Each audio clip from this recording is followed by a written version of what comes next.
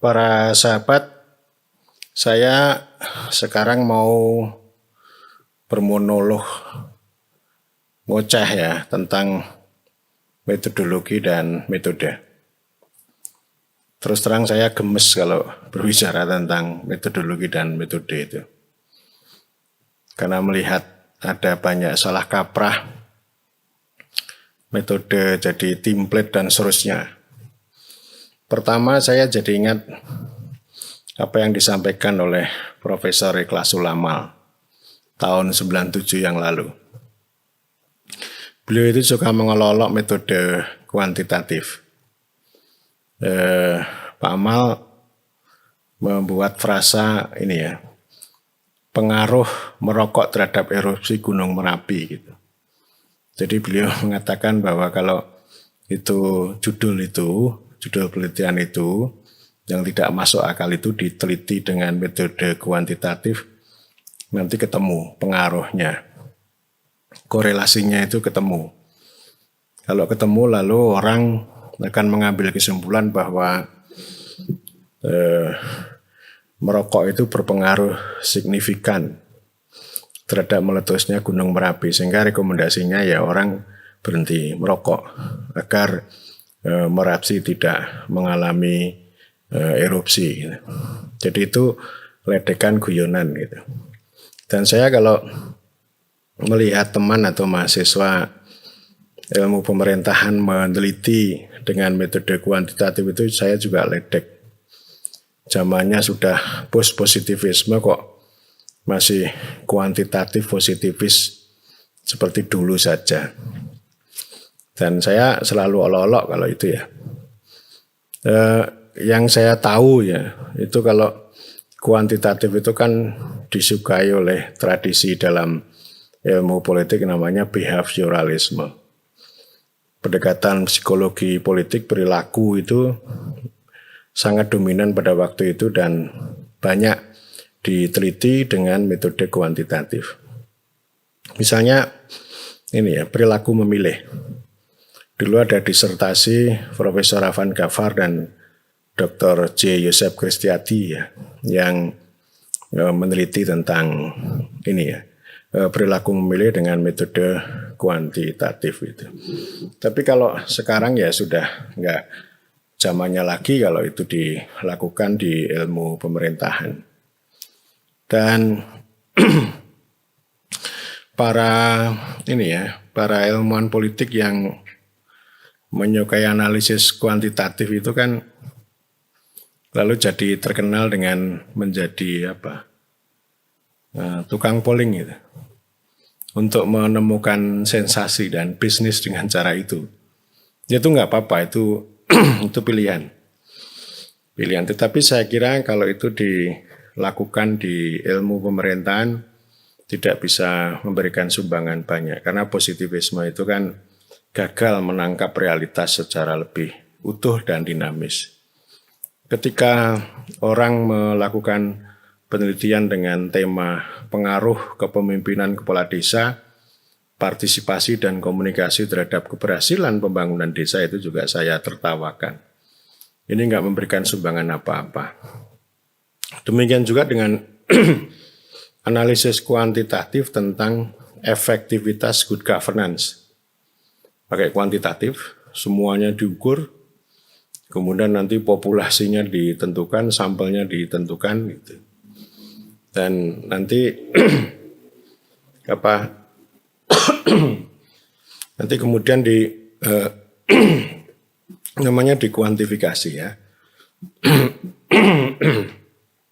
Jadi itu selalu saya ledeki kalau orang pemerintahan kok meneliti dengan kuantitatif itu. Itu satu. Kemudian yang kedua, kata metodologi dan metode ini memang membingungkan. Banyak orang bingung. Misalnya begini, kuantitatif, kualitatif itu metode atau metodologi? Ya kalau dia hanya sebagai perangkat yang sangat teknis, misalnya persoalan memilih tempat, mengumpulkan data, lalu bagaimana kemudian menganalisis data, membuktikan hipotesis, ya itu metode cukup. Dan toh yang namanya itu literatur yang judulnya metode kuantitatif, metode kualitatif itu kan banyak. Sehingga dia akan kehilangan hakikat. Banyak orang mengatakan bahwa penelitian itu bukan sekedar metode, bukan sekedar cara, tapi kuantitatif, kualitatif itu kalau membaca buku seperti karya Profesor Nung Muhajir, ya itu metodologi karena punya nalar, punya filsafat yang berbeda-beda. Dan dulu waktu saya mahasiswa S1 juga membaca berkali-kali karya Profesor Nung Muhajir. Judul bukunya Metodologi Penelitian Kualitatif. Saya sudah lupa sekarang, tapi dulu saya baca sampai 7 kali supaya saya mengerti, ya, dengan bahasa yang sulit yang beliau sampaikan. Tapi lama-lama tahu, ya. Jadi artinya kita ya penelitian itu kan bermetodologi, dan saya sudah bolak-balik berbicara tentang itu. Jadi jangan sampai kita terjebak pada metode, karena metode itu hanya semacam teknis, hanya cara yang sangat teknikal, dan tapi ya kalau dilihat dari tradisi positivisme, ya metode kuantitatif yang positivisme itu kan itu bukan hanya metode tapi ideologi. Ya, ideologi, ya, dengan keyakinan bahwa penelitian dengan kuantitatif itu kan diyakini sebagai kebenaran yang objektif, yang ilmiah, dan seterusnya. Saya tidak percaya itu, bahwa apapun yang dihasilkan oleh pengetahuan, apalagi dengan monopoli kebenaran positivisme, itu semuanya adalah kekuasaan. Kekuasaan siapa? Ya, kekuasaan para ilmuwan itu, termasuk nanti para teknokrat. Dalam tradisi seperti itu, para peneliti, apalagi para mahasiswa itu tidak boleh berteori, tidak boleh menemukan teori, tapi paling banter menggunakan dan menguji teori. Kalau menguji hipotesis itu kan nanti ujungnya ya signifikan. Karena kan berat nanti konsekuensinya kalau menolak hipotesis itu. Berat bagi dirinya sendiri maupun itu bisa dihukum. Kok Anda berani-beraninya menantang menggugurkan teori yang ada. Itu sudah banyak. Ini kan dalam dunia akademik itu kan ada kasta juga gitu. Jadi tidak memberikan ruang yang lebih merdeka dan otonom bagi setiap peneliti, termasuk para peneliti muda.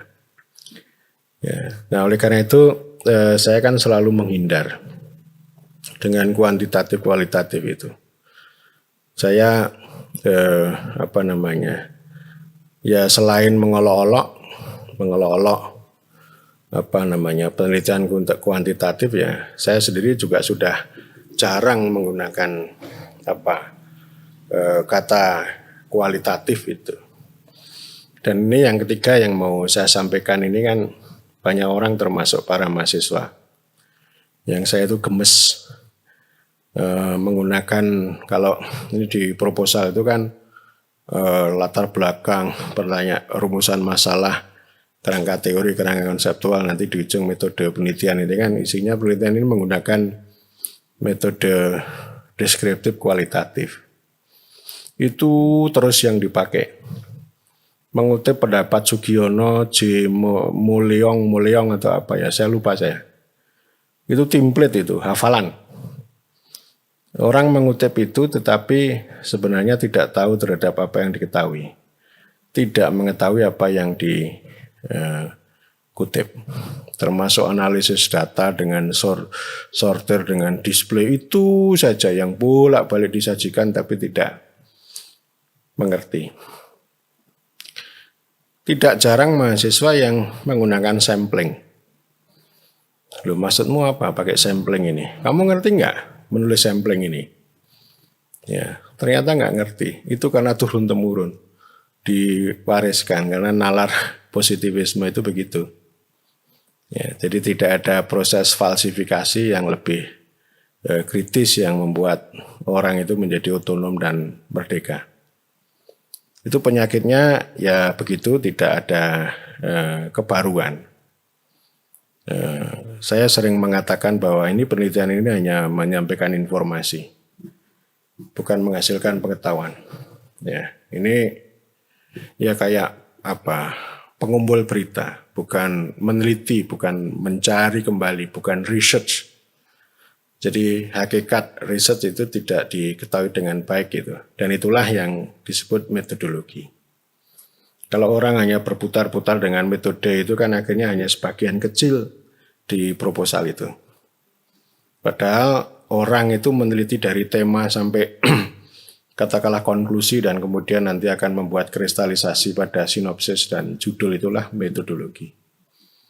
Jadi sistem berpikir, tidak hanya sekedar ilmu tentang metode seperti diyakini oleh metode kuantitatif ya. Karena kalau kuantitatif itu metode itu jauh lebih penting daripada isinya.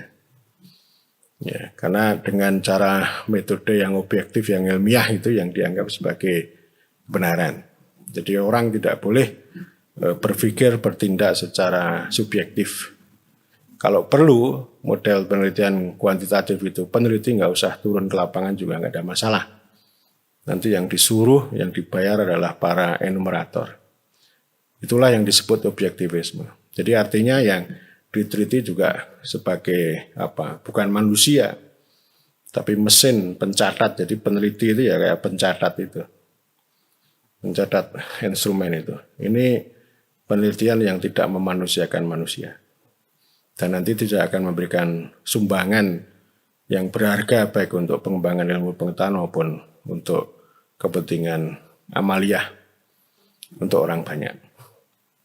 Jadi ini kegemesan saya. Jadi apa namanya? Kalau melihat penelitian yang gitu-gitu itu enggak menarik gitu.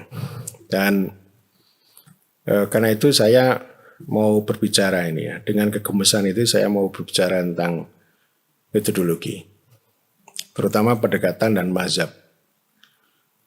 Saya melampaui istilah-istilah kuantitatif dan kualitatif. Tetapi saya mau berbicara ada 3 pendekatan dalam penelitian itu. Pertama, eksplanatif. Eksplanatif itu menitik beratkan pada menjawab mengapa, why, atau secara gampang ya faktor-faktor apa yang membentuk, mempengaruhi terjadinya fenomena sosial tertentu gitu. Misalnya kemiskinan gitu. Mengapa miskin? Apa yang menyebabkan kemiskinan misalnya? Atau apa yang menyebabkan ketimpangan antara satu negeri dengan negeri yang lain misalnya. Nah ini kan contoh, ada buku Mengapa Negara Gagal yang ditulis oleh Daron Acemoglu dan James Robinson itu secara metodologis memberikan eksplanasi yang menarik ya dengan pendekatan institusi. Sebuah negara yang memiliki institusi inklusif akan menciptakan kemakmuran dan sebaliknya sebuah negara yang membangun institusi yang eksklusif akan menciptakan kemiskinan, keterbelakangan, dan sebagainya. Dan institusi inklusif itu salah satunya adalah ini ya, sentralisme negara. Dan kemudian struktur politik yang lebih beragam gitu ya.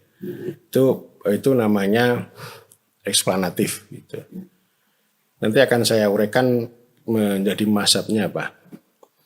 Kemudian yang kedua adalah interpretif. Interpretif ini terutama muncul dari tradisi antropologi ya. Menafsirkan, mengatakan, mengkonstruksi ya, terhadap narasi atau deskripsi yang begitu dalam atau text description seperti yang disampaikan oleh Clifford Geertz. Melihat dunia itu secara lengkap, secara utuh dan kemudian dia konstruksi. Ya, dia interpretasi. Oh ini Misalnya Clifford Geertz mengatakan bahwa desa-desa di Bali ini kolektivisme pluralistik misalnya. Jadi dia melihat secara dalam, lalu dia katakan kolektivisme pluralistik. Tapi pada sisi yang lain dia mengatakan bahwa negara di Bali itu bukan negara seperti yang ada di Eropa gitu, tetapi negara teater. Negara teater ya, negara jadi kekuasaan itu untuk melayani yang namanya teater itu. Atau istilah saya sekarang ini negara pertunjukan. Sama juga sejarawan juga seperti itu. Ya, yang selalu saya kutip misalnya sejarawan Hari Julian Pinda, bagaimana dia mengkonstruksi konsep Beamtenstaat atau negara pegawai ketika dia melihat histori pertumbuhan pemerintahan dan birokrasi di Hindia Belanda yang dibangun oleh penguasa kolonial Belanda. Itu namanya interpretif. Kemudian yang ketiga adalah naratif. Ini macam-macam ya. Naratif itu bagi saya itu adalah interseksi antara interpretif dan eksplanatif. Jadi tidak terlalu antropologis banget seperti seperti yang interpretif, tapi juga tidak terlalu eksplanatif yang sangat deterministik. A menyebabkan B, X menyebabkan Y, tidak begitu ya. Yang ini nanti akan saya katakan sebagai kontekstualisme. Yang ini direkomendasikan dalam studi politik dan pemerintahan. Jadi naratif itu bukan apa menyebabkan apa, tetapi melihat bentang gitu ya, melihat bentang. Kalau ini katakanlah transisi demokrasi katakanlah gitu ya. Kan ada faktor yang jauh gitu ya. Misalnya kayak krisis ekonomi ini, tapi tidak otomatis. Ada aspek-aspek yang di tengah itu ya, ada kejadian yang saling kait-mengkait dan kemudian menimbulkan kejadian inti yang diteliti. Jadi peristiwa apa diikuti apa gitu. Jadi ini akan saya uraikan nanti ya di dalam analisis kontekstualisme. Ini namanya naratif menurut cara pandang saya. Gitu ya.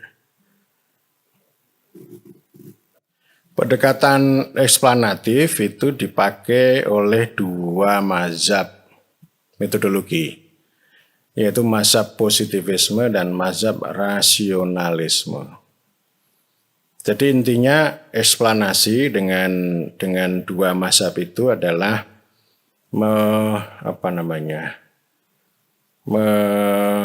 menjelaskan. Jadi ada yang dijelaskan dan ada yang menjelaskan. Atau menemukan faktor-faktor yang mempengaruhi terjadinya fenomena empirik itu. Nah, positivisme tentu saja yang paling ketat ya. Positivisme itu positif, itu baik dan benar. Makanya ini kan yang disebut sebagai metode ilmiah ini kan positivisme ini. Dengan cara yang objektif, yang netral, anti subjektivisme, dengan cara yang sangat metode sistematis, itu akan menghasilkan kebenaran yang objektif gitu ya. Positivisme itu menggunakan nalar hukum alam, sebab dan akibat. Sering disebut sebagai nomotetik ya. Nomotetik itu menghasilkan hukum-hukum umum seperti halnya hukum alam. Nalar sebab akibat itu sangat menonjol. Seperti yang tadi saya sampaikan, misalnya pengaruh orang merokok terhadap erupsi Gunung Merapi. Atau contoh yang lain adalah pengaruh kepemimpinan kepala desa, partisipasi masyarakat, dan komunikasi terhadap keberhasilan pembangunan desa. Padahal pembangunan desanya tidak berhasil. Itu di konstruksi semacam itu, jadi ada 3 variabel. Jadi ini kan eksplanasi berbasis variabel ini. 3 variabel ini variabel bebas atau variabel yang menjelaskan, dan pembangunan desa itu disebut sebagai variabel yang dijelaskan atau variabel terikat. Nah nanti ini kan menggunakan nalar deduktif ya. Deduktif itu artinya ya penelitian yang terus-menerus dibimbing dengan teori ya, dari atas ke bawah. Nanti di bawahnya itu kita menemukan data. Oleh karena itu kan positivisme juga disebut sebagai empirisme. Empirisme itu begini artinya ya. Artinya orang itu meneliti untuk membuktikan teori itu harus dengan penelitian empirik yang nyata, yang di lapangan gitu. Tidak boleh pakai nalar atau opini pribadi begitu. Ya. Meskipun pada prakteknya pengalaman empirik ini naif, jadi realisme yang naif karena semuanya sudah disederhanakan, direduksi dengan pendekatan deduktif itu. Jadi meneliti tentang pembangunan desa itu sudah indikatornya itu sudah ditentukan dan kemudian variabelnya juga sudah ditentukan sejak awal. Jadi kacamata kuda, nggak boleh melenceng. Kalaupun nanti yang melakukan penelitian bukan peneliti yang menyiapkan research desain itu yang sering dibilang, itu nggak jadi soal. Jadi objektif itu artinya alatnya itu betul-betul objektif, nanti akan digunakan oleh siapapun hasilnya sama. Jadi itu penelitian yang positivis begitu, analisis kuantitatif tentu akan masuk ke dalam kerangka mazhab positivisme itu. Ini enggak menarik ini. Jadi zamannya sudah kuno banget itu.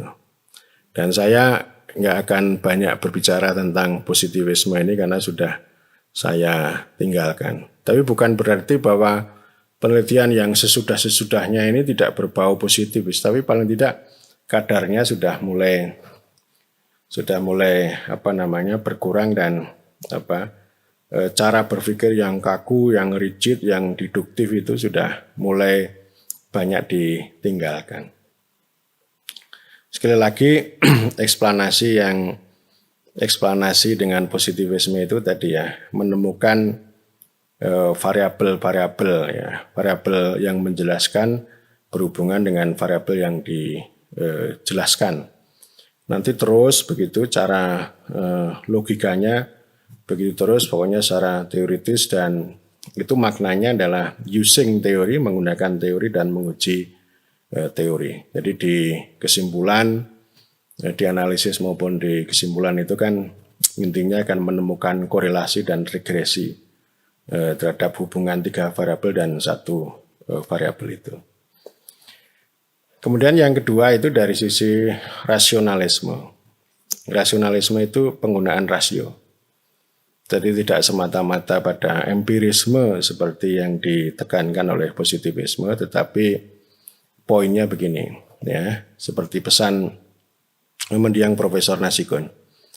Data yang banyak itu bisa berbicara banyak, tapi juga sama sekali tidak berbicara. Dulu ada teman saya yang meneliti punya data banyak sekali dan saya salut betul. Dia meneliti selama 6 bulan, datanya banyak. Kemudian mengajukan tesis itu kepada pembimbing. Lalu pembimbing mengatakan, ini tesismu ini tidak bunyi. Gitu. Setelah itu ditinggal pergi. Teman saya bingung lalu menghadap ke bertemu saya. Ngomong, oh ngerti saya. Jadi istilahnya kamu ini hanya melakukan narasi atau cerita kancil, tapi perspektifnya tidak bunyi. Jadi perspektif itu dibutuhkan untuk membunyikan data itu. Ya. Dan oleh karena itu kekuatan pada rasionalisme ini sama-sama untuk melakukan eksplanasi, ya, dan juga bisa bermakna eksplanasi berbasis variabel, tetapi kekuatan penting di dalam tradisi rasionalisme itu terletak pada perspektif. Ya, dan perspektif itu menjadi ciri khas dalam middle range teori. Ya, kalau mau yang grand juga boleh, tetapi ilmu itu akan terus mengalami akumulasi ya, melalui proses falsifikasi dan akan menjadi akumulasi itu kalau semakin kaya dengan perspektif pada level middle range teori ini. Kalau yang tadi, yang pengaruh langsung asal comot variabel mempengaruhi itu ya. Tadi ya 3 tadi ya. Kepemimpinan, partisipasi komunikasi terhadap keberhasilan pembangunan desa itu saya sebut sebagai low level teori. Jadi teori yang berkasta rendah. Nah, perspektif ini dia akan di level middle range dan ini yang membuat akan menjadi lebih dinamis dan kaya. Jadi rasionalisme itu begitu menggunakan penalaran yang lebih tajam untuk mengatakan sesuatu, merangkai berbagai data yang ada.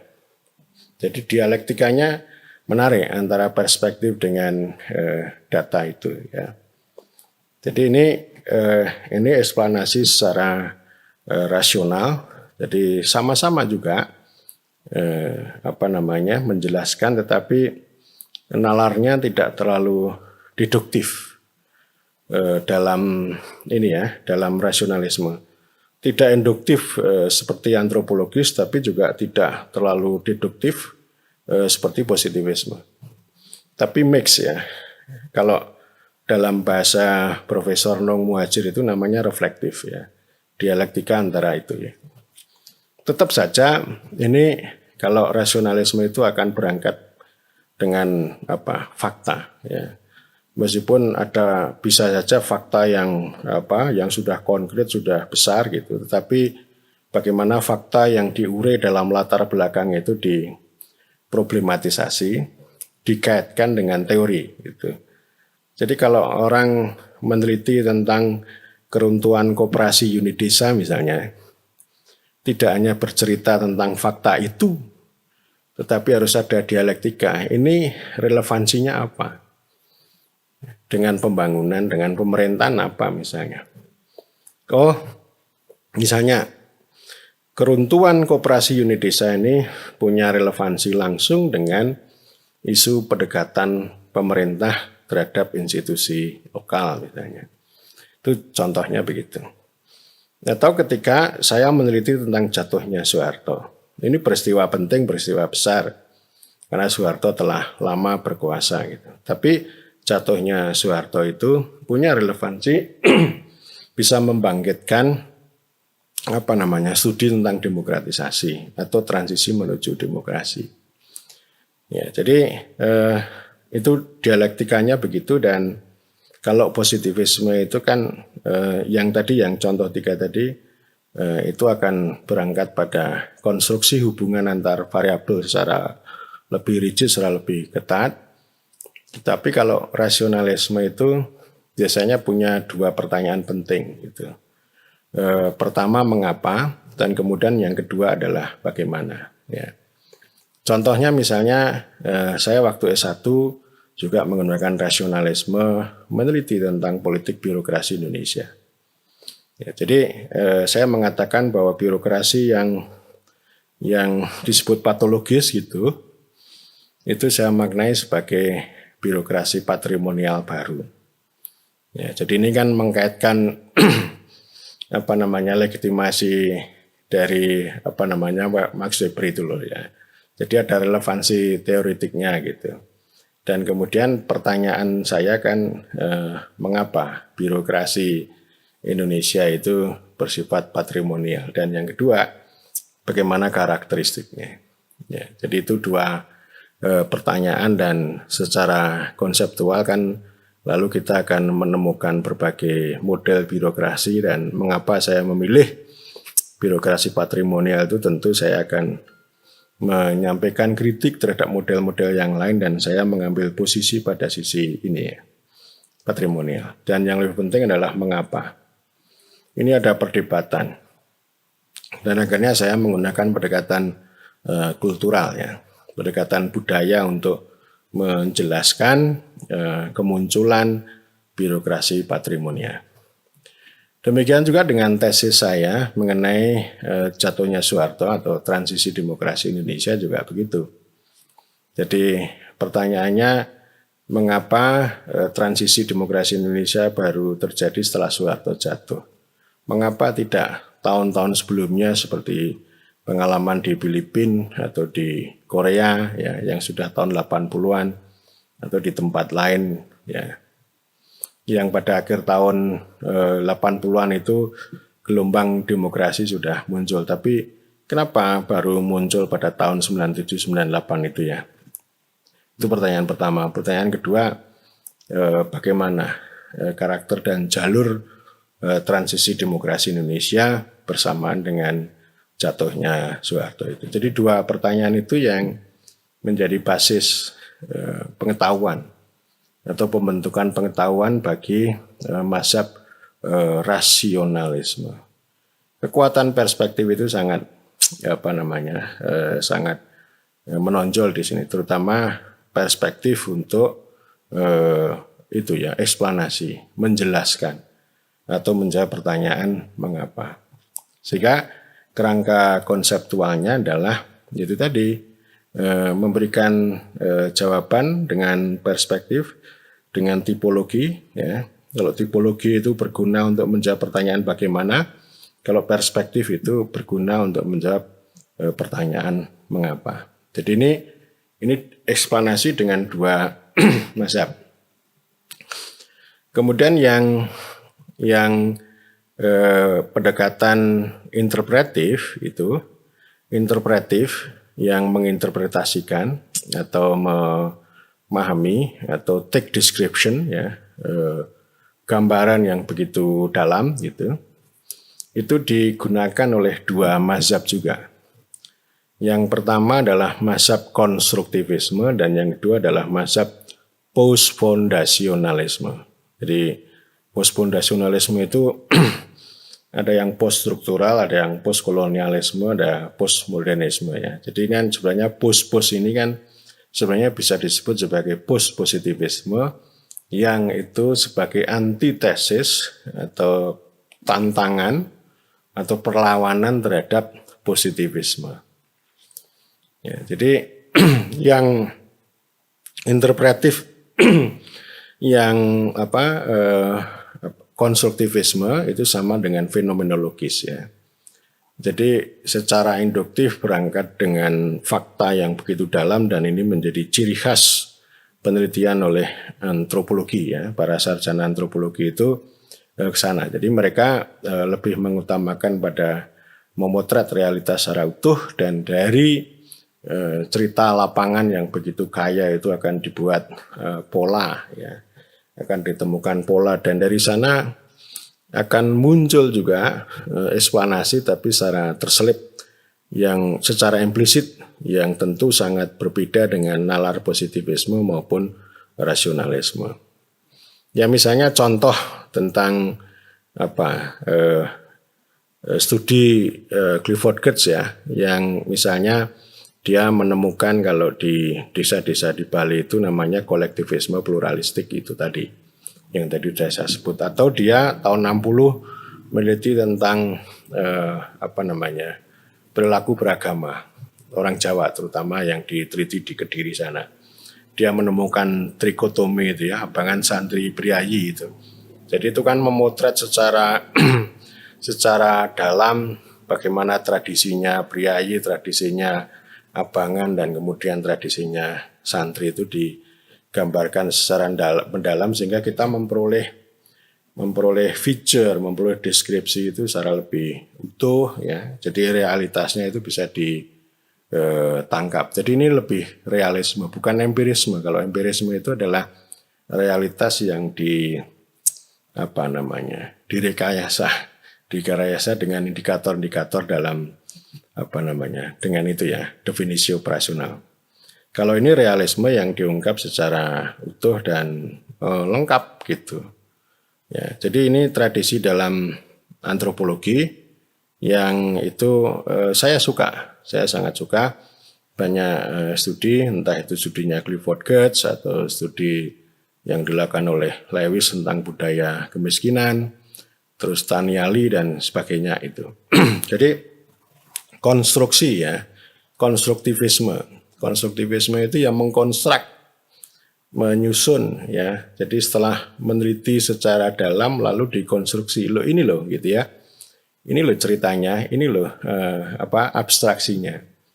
Jadi ini loh negara di Bali pada waktu itu bukan negara seperti yang dibayangkan di Eropa Barat, tapi ini namanya negara teater atau negara pertunjukan. Jadi itu kalau interpretatif atau interpretif yang itu ada dalam tradisi fenomenologi atau konstruktivisme, dan itu sudah lama kok. Terus ini bersaing ya, kalau tradisi positivisme sama konstruktivisme itu sudah lama berlangsung ya. Itu kalau mazhab konstruktivisme. Kalau mazhab postfondasionalisme ini kan sebenarnya kan ini evolusi juga ini dari para antropolog ini kan. Nah, postfondasionalisme itu juga menggunakan pendekatan interpretif yang sama dengan hampir sama dengan yang konstruktivisme. Cuma yang membedakan adalah ini lebih kritis ini. Ini positivisme menggunakan teori pendekatan interpretif yang kritis. Karena menggunakan teori-teori postkolonial. Contohnya adalah yang paling tajam yang banyak digunakan oleh antropolog adalah governmentality. Jadi yang postfondasionalisme ini kan istilahnya nihil gitu ya, tidak akan menemukan pola. Kalau yang interpretif, yang konstruktivisme masih menemukan pola. Jadi kalau yang postfondasionalisme itu anti tipologi, anti konstruksi korelasi, regresi yang disusun oleh positivisme. Dia juga tidak melihat tentang eksplanasi apa menyebabkan apa, itu pokoknya itu diruntuhkan semuanya. Nah, lalu apa yang dicari? Itu namanya kontradiksi, ya. Kontradiksi. Ya, saya sudah sampaikan banyak di video saya mengenai governmentality. Bagaimana governmentality itu mengolok-olok ya seni atau rasionalitas atau cara memerintah baru dengan governance. Buku yang sangat bagus dengan pendekatan postfondasionalisme ini dengan governmentality ini adalah The Will to Improve yang ditulis oleh Tania Morelli. Ya. Jadi dia menunjukkan kontradiksi itu, dan sebelumnya yang James Ferguson yang mengatakan bahwa pembangunan desa ini bukan untuk memperbaiki kehidupan rakyat desa itu, tapi ini industri ini. Kedua, ekspansi birokrasi. Ketiga, depolitisasi. Jadi ini kan sama mengkonstruksi tetapi tidak menemukan pola. Dan pada ujung mereka tidak mengikuti pakem metodologi. Tidak ada resepnya, tidak ada rekomendasinya, tidak ada preskripsinya. Kalau James Ferguson ya biarkan peternak itu beternak lah. Jadi sebenarnya itu sedang mengolok-olok. Karena bagaimanapun juga para teknokrat pembangunan itu kan orang-orang pintar yang seharusnya kalau mau belajar lebih kritis akan menemukan jawabannya, akan menemukan resepnya. Secara umum preskripsi yang tidak terlalu eksplisit dalam tradisi postkolonialisme atau poststrukturalisme adalah provokasi politik. Ya, provokasi politik ya karena mereka kan melucuti cara memerintah, cara membangun itu kan terlalu teknis ya. Itu yang dilucuti banyak kontradiksi sehingga mereka selalu mengatakan provokasi politik, dan yang kedua mereka mendorong apa yang saya sebut dengan emansipasi lokal gitu ya. Hingga lokal sama politik itu menjadi dua kata kunci penting ya dalam tradisi postfondasionalisme. Jadi artinya postfondasionalisme dengan interpretif ini kan sebenarnya metodologinya tidak terlalu ketat. Kerangka teorinya dan sebagainya juga tidak terlalu seketat dalam positivisme, dalam rasionalisme, dan mereka juga berbeda dengan model interpretif yang konstruktivisme. Kemudian yang ketiga itu naratif ya. Naratif itu dihadirkan oleh analisis atau metode kontekstualisme, mazhab kontekstualisme ini. Dan itu di ilmu politik sekarang sudah semakin lebih berkembang ya. Jadi kontekstualisme itu adalah irisan antara rasionalisme dan konstruktivisme. Irisan sama juga yang namanya naratif itu adalah irisan dari eksplanasi dan eksplanatif dan interpretif. Jadi mencari jalan tengah di antara dua sisi itu. Yang satu itu kadang-kadang kalau yang interpretif baru itu bilang nihilisme, tidak ada teori, tidak ada hukum-hukum yang ditemukan gitu. Sementara yang di sini nomotetik, yang positivisme terlalu nomotetik serba teori, ini kan dua kutub. Nah, ini mencari jalan tengah. Konsep naratif kontekstualisme itu pada akhirnya dia juga akan melakukan eksplanasi, tetapi berbeda dengan positivisme dan rasionalisme. Nah, lalu di mana perbedaannya? Kalau eksplanasi yang sudah ada itu berbasis pada variabel. Tetapi kalau kontekstualisme itu berbasis atau menggunakan mekanisme. Sehingga di sini ada istilah mechanism based explanation. Jadi eksplanasi berbasis mekanisme. Mekanisme itu apa? Yaitu digambarkan seperti sepeda ya. Sepeda itu ada perangkat, jadi di situ ada struktur, ada fungsi, ada proses yang saling tersambung. Jadi kalau pedal depan itu mulai digenjot, maka gearnya akan mulai berputar, lalu rantainya juga berputar, akan memutarkan gear belakang dan kemudian juga akan memutar roda, akhirnya berjalan gitu. Jadi itu peristiwa akan diikuti peristiwa yang lain, kait-mengkait, dan akhirnya ini ada proses perjalanan. Itu yang namanya dengan, jadi menggambarkan secara utuh bagaimana seseorang itu, tadi contoh tadi ya, seorang itu naik sepeda. Apa yang dilakukan pertama kali dan kemudian nanti sampai di tujuan sana. Itu dinarasikan secara lebih lengkap, secara lebih utuh, satu ya. Kemudian yang kedua itu tadi tetap menemukan pola eksplanasi dengan mekanisme. Jadi apa diikuti apa, bukan apa menyebabkan apa gitu ya. Nah, kalau pengalaman saya ketika saya menulis skripsi dan tesis, saya menggunakan rasionalisme, tapi menulis disertasi itu saya menggunakan kontekstualisme. Jadi memang kalau dibuat struktur eksplanasi saya mengatakan begini, contentious politics itu menyebabkan terjadinya contentious reform. Ya. Jadi pertarungan politik akan membuat reformasi yang penuh pertarungan.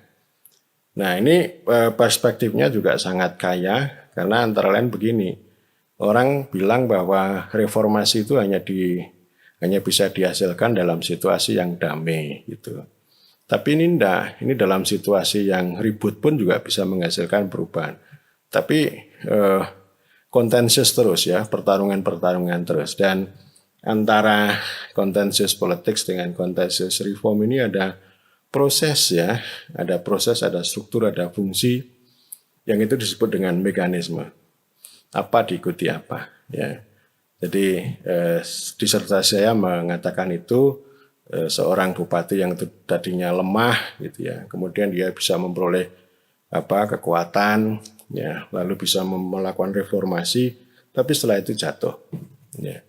Jadi terus menerus poin saya itu tadi, jadi apa diikuti apa, contentious politics itu akan menyebabkan contentious reform, tapi di sepanjang jalan ini ada kejadian, ada mekanisme, ada proses yang itu dinamis dan kontekstual. Ya, kontekstual itu depend on ya, tergantung pada konteksnya masing-masing. Jadi tidak bisa dibuat universal, generalisasi gitu ya, seperti dalam positivisme, tetapi ada kekasan. Ada kekasan yang sangat lokal, ada sisi yang ideografis yang unik, tetapi juga ada eksplanasi yang itu secara konseptual menarik. Itu kekuatannya pada analisis kontekstual atau pendekatan yang naratif gitu ya. Jadi itu gambaran umum saya, dan saya kira masing-masing itu bisa didalami, ada literatur. Tapi hari ini saya tidak membuka literatur. Ada buku ilmu politik yang itu banyak berbicara tentang analisis kontekstual, yang itu saya kira akan sangat menarik. Dan oleh karena itu pada ujung pembicaraan ini saya ingin mendorong pada mahasiswa untuk melihat kembali supaya tidak, kalau meneliti itu jangan template, jangan hafalan, penelitian deskriptif kualitatif yang sebenarnya orang tidak mengerti ya. Jadi tadi 3 pendekatan, 5 mazhab itu perlu kita cermati, sehingga saya berharap dengan cara ini kita bisa kritis, sekaligus bisa melakukan falsifikasi secara kritis, tapi juga bisa mengakumulasi ya untuk membentukkan pengetahuan, menemukan novelty yang lebih menarik, sehingga perspektif bisa menjadi lebih kaya, pengetahuan juga bisa menjadi lebih kaya, dan tentu untuk kepentingan amaliyah juga menjadi lebih menarik juga ya. Artinya tidak hanya untuk ilmu pengetahuan, tapi juga untuk perubahan, terutama perubahan pemerintahan. Saya kira demikian.